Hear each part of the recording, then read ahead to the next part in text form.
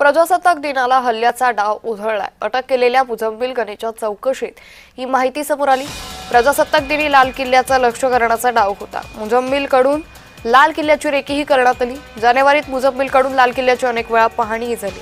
प्रजासत्ताक दिनी लाल किल्ल्याला लक्ष्य करण्याचा दहशतवाद्यांचा डाव होता, मात्र त्यावेळी सुरक्षा दलाच्या बंदोबस्तामुळे हा डाव उधळला गेला।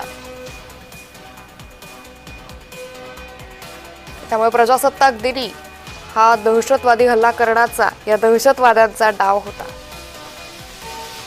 या संदर्भात अधिक माहिती घेऊयात आमच्या प्रतिनिधी पूनम धुमाळ यांच्याकडून। पूनम, जानेवारीमध्ये मुजम्मिलकडून या सगळ्या परिसराची पाहणी करण्यात आली होती। नेमका या दहशतवाद्यांचा कट काय होता? नक्कीच अंकिता, व्हॉइस कॉलर दहशतवादी मॉड्यूलच्या संबंधात अलीकडेच अटक करण्यात आलेला डॉक्टर मुजम्मिल गनीच्या मोबाईल डेटाच्या विश्लेषणातून त्यांनी यावर्षी जानेवारीमध्ये लाल किल्ला परिसरात अनेक वेळा रेकी केली होती असं समोर आलेलं आहे। ही रेकी 26 जानेवारी रोजी ऐतिहासिक स्मारकाला लक्ष्य करण्याचा मोठा कटाचा भाग होता असंही समोर आलेलं आहे। सोमवारी परिसरात सखोल गस्त घालण्यात आल्यामुळे कट उधळला गेला असावा असा पोलिसांनी संशय व्यक्त केला आहे।